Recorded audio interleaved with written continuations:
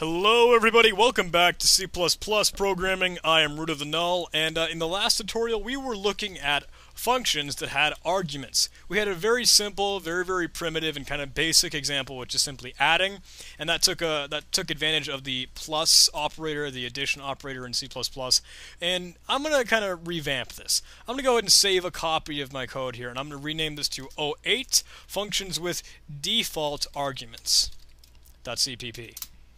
Alright, so now that we have this renamed, let's change up this function. Let's say int says who. I'm going to actually make that void says who. And let's have a character name, which can only be one letter, or so yeah, person. Let's change it to be char person. I'm stuttering. I'm making a fool of myself. The character person, or char, and has a int age. Now, you'll notice that I typed the equal sign here. I was using an assignment operator, and what that will do is it will set this argument age to be optional. It will have a default setting. By default, age can equal anything we tell it to be. It can equal 0, age 20. And then let's just go, okay, cout person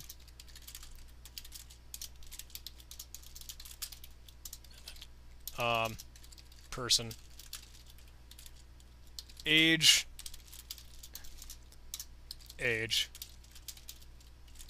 says hello.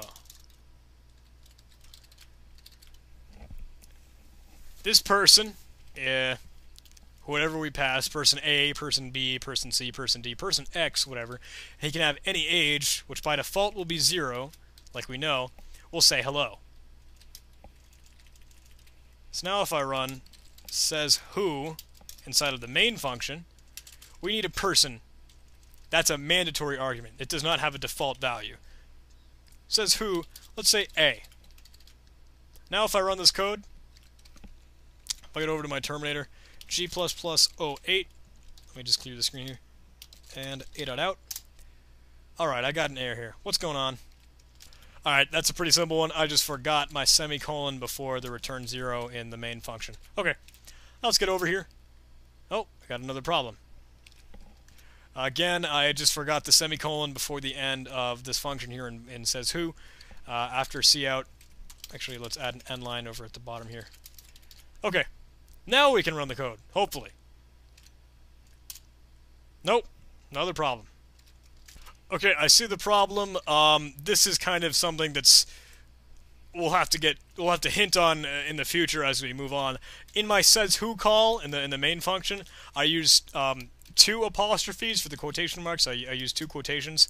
We want to use a single quotation in the quotation marks because since this is just a single character, C in C++ would much rather it be a single character with a single quotation mark rather than multiple quotations with 2 quotation marks, which could refer to a string, which is not what we mean. We mean a single character, so that's why it wants to use only a single quotation mark.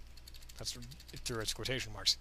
Now if we run the code, now it works. Okay, person A, age 0, says hello.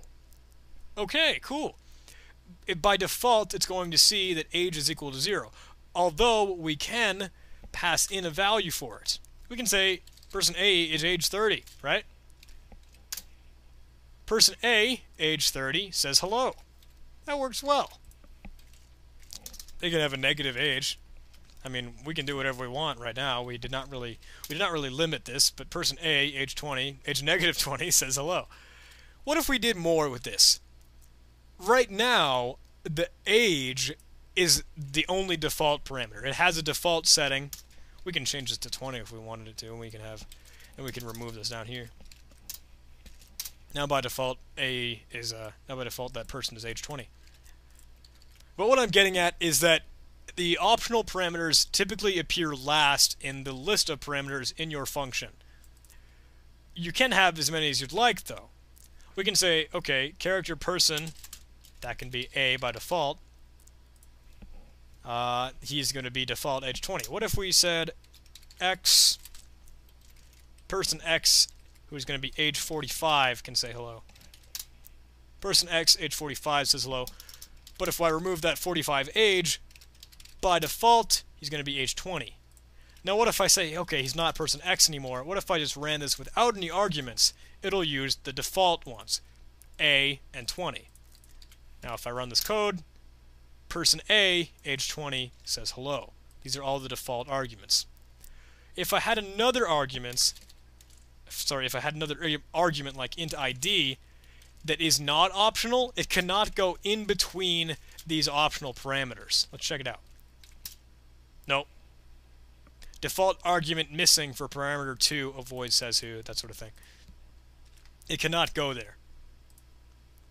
It would have to go before all of that, because the optional parameters have to come last. Now that I have an ID, I'll actually pass that in. Even though we're not doing anything within the function, it's necessary because we actually require it in the function. I'll just pass in 1, and if I run this code, it works just fine, but it's still using the default values for person A right up there, and it's using the default age 20, which we have right up there. That's how it works. Just have some optional parameters, optional settings, optional arguments, and they have to be in a specific position in the function list, but they are very, very helpful. Trust me. You as a programmer will know when the time comes that optional parameters are an awesome thing. Okay, thanks for watching everybody. Hope you enjoyed this, and I'll see you in the next tutorial.